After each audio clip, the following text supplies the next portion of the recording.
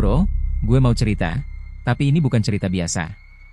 Ini cerita yang sampai sekarang kalau gue ingat, tengkuk masih dingin. Ceritanya tentang kerajaan Lembah Harau. Iya, yang di Sumatera Barat itu. Tapi versi ini beda, jauh beda dari yang lo kenal. Jadi gini ya, dulu gue sempat ketemu sama seorang kakek penjaga warung kopi kecil di dekat tebing Lembah Harau. Orangnya pendiam, tatapannya kosong, kayak orang yang nyimpen rahasia berat. Awalnya dia cuma cerita biasa, soal wisata, soal tebing. Tapi pas malam makin larut, lampu warung tinggal satu, dia nyeletuk pelan. Lembah Harau itu bukan cuma lembah, itu bekas kerajaan yang sengaja dihapus dari ingatan manusia. Gue ketawa kecil waktu itu. Tapi kakek itu nggak ikut ketawa. Matanya malah makin tajam. Katanya, dulu sebelum lembah itu jadi tempat wisata, di sana berdiri sebuah kerajaan tua. Gak ada namanya di kitab sejarah. Orang-orang cuma nyebutnya Kerajaan Harau Dalam. Kerajaan ini makmur, tapi punya satu aturan aneh. Gak boleh ada yang meninggal secara wajar di wilayah istana. Kalau ada yang sakit parah, orang itu bakal dibawa ke tebing. Awalnya gue pikir, mungkin maksudnya dibuang. Tapi kakek itu geleng pelan. Bukan dibunuh, tapi dipersembahkan. Katanya, kerajaan itu percaya lembah dijaga makhluk tua yang hidup di dalam batu tebing. Makhluk itu memberi kemakmuran, tapi minta bayaran, nyawa yang menyerah dengan ikhlas. Bukan dipaksa. Yang menolak, keluarganya bakal kena kutukan. Gue mulai merinding pas dia cerita, karena sambil ngomong, angin dari arah tebing tiba-tiba dingin banget. Padahal itu Sumatera, bro, harusnya anget. Kakek itu lanjut. Suatu malam, raja terakhir melanggar perjanjian. Anak perempuannya sakit keras, dan raja menolak menyerahkannya. Dia sembunyikan sang putri di dalam gua rahasia di balik air terjun Harau. 3 malam setelah itu, seluruh lembah berubah. Penduduk dengar suara batu berderak sendiri. Tebing-tebing seolah bergerak. Air terjun berubah ke kemerahan. Dan satu persatu, orang-orang menghilang tanpa jejak, cuma ninggalin suara langkah di malam hari. Kerajaan itu runtuh bukan karena perang, tapi karena dilebur oleh lembah itu sendiri. Yang bikin gue makin gak tenang, kakek itu nutup ceritanya dengan kalimat ini. Kerajaannya gak hancur, cuma tidur. Dan tiap ada orang yang datang dengan niat sombong, atau bermalam tanpa izin, mereka kadang dibangunkan. Gue nanya pelan, setengah bercanda setengah takut. Terus, yang hilang-hilang itu kemana, kek? Dia matiin rokoknya, lalu jawab pelan banget. Masih jadi rakyat kerajaan itu, sampai sekarang. Bro, pas gue pamit dan jalan balik, gue ngerasa ada suara langkah di belakang gue. Pelan. Berat. Padahal gue sendirian. Pas gue nengok ke arah tebing, gue lihat seolah ada bayangan berdiri di sela batu, pakai pakaian kerajaan lama, matanya kosong, ngehadap ke gue. Gue nggak lari. Badan gue kaku. Dan dari arah lembah, gue dengar bisikan.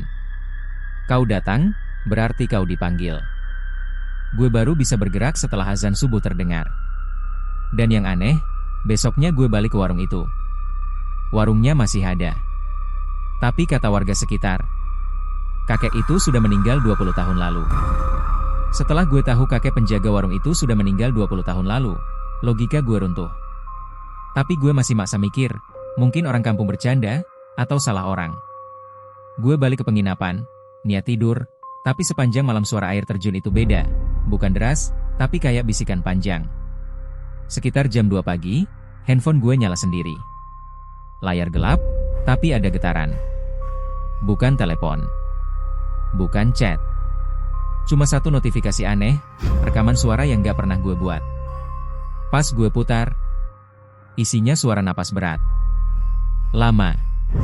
Lalu suara laki-laki tua berbisik pakai bahasa yang asing, tapi entah kenapa gue ngerti artinya. Gerbang belum tertutup. Tiba-tiba dari luar kamar terdengar ketukan. Bukan di pintu depan, tapi di jendela. Padahal kamar gue lantai 2. Tok, tok, tok. Gue ngumpet di balik selimut kayak bocah, tapi suara itu malah pindah ke pintu. Pelan. Teratur. Kayak orang yang sabar banget. Dan di sela ketukan itu, ada suara perempuan, lembut, sedih. Ayah, Aku kedinginan. Gue langsung inget cerita putri raja yang disembunyikan di gua. Tenggorokan gue kering. Gue nggak berani jawab. Tiba-tiba semua suara berhenti. Sunyi total. Gue pikir udah aman, sampai gue sadar bayangan di bawah pintu bergerak masuk, padahal pintunya nggak kebuka. Bayangan itu berdiri lama. Terus terdengar suara yang bukan suara manusia. Kau telah mendengar kisah kami. Maka kau harus memilih. Menjadi saksi, atau menjadi bagian. Gue refleks baca doa seadanya. Semua doa yang gue inget gue keluarin. Bayangan itu mundur perlahan, tapi sebelum hilang, dia ninggalin satu kalimat. Saksi tidak boleh melupakan. Besok paginya gue buru-buru cabut dari Lembah Harau. Tapi anehnya, jalan keluar yang gue lewati kemarin gak ada. GPS muter-muter. Tebing yang sama gue lewati 3 kali. Sampai akhirnya gue nemu satu jalan kecil menuju air terjun. Padahal gue nggak pernah lewat situ. Di sana, gue lihat gua. Gua yang sama persis kayak yang kakek itu ceritain. Di depannya ada sesajen baru. Masih basah. Masih hangat. Dan di dinding gua, ada ukiran baru. Nama gue. Tulisannya masih merah. Saat itu juga gue dengar langkah di belakang gue. Banyak. Teratur. Kayak barisan. Gue nggak nengok. Gue lari. Lari tanpa arah. Gue baru sadar gue selamat pas udah di luar lembah. Orang-orang bilang gue pingsan di pinggir jalan. Tapi bro, ceritanya belum selesai. Sejak hari itu, tiap jam 2 pagi, handphone gue selalu dapat rekaman suara baru. Isinya suara orang-orang yang gue nggak kenal, tapi mereka selalu manggil nama gue. Dan kadang, di rekaman itu, ada suara gue sendiri, berbisik. Gerbang sudah terbuka. Awalnya gue juga nggak ngerti. Sampai suatu malam, sekitar jam 2 pagi lagi, jam yang sama terus, rekaman di HP gue beda dari biasanya. Gak ada bisikan. Gak ada suara orang banyak. Cuma satu suara, suara gue sendiri, tapi lebih pelan, lebih berat. Kalau kau mendengar ini, berarti waktumu hampir habis. Gue matiin HP. Jantung gue mau copot. Tapi layar nyala sendiri. Muncul foto. Foto Lembah Harau. Padahal terakhir kali gue kesana, gue nggak pernah foto apapun. Yang bikin gue hampir muntah, di foto itu ada sesuatu yang baru. Di tengah lembah, di antara tebing-tebing tinggi, ada pintu batu raksasa. Ukirannya penuh simbol kerajaan. Dan di depan pintu itu, berdiri barisan orang. Semua pakai pakaian kerajaan lama. Wajah mereka pucat. Matanya kosong.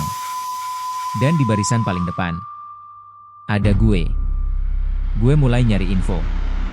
Nanya ke orang pintar, dukun, ustaz, siapapun. Sampai akhirnya ada satu orang tua yang langsung pucat begitu gue sebut, Kerajaan Lembah Harau. Dia bilang, kerajaan itu bukan minta korban. Mereka minta pengganti. Katanya, gerbang itu adalah batas antara dunia kita dan dunia mereka. Selama gerbang tertutup, kerajaan cuma bisa memanggil. Tapi kalau ada manusia yang mendengar, mengingat, dan takut, perlahan dia jadi cocok jadi penjaga gerbang.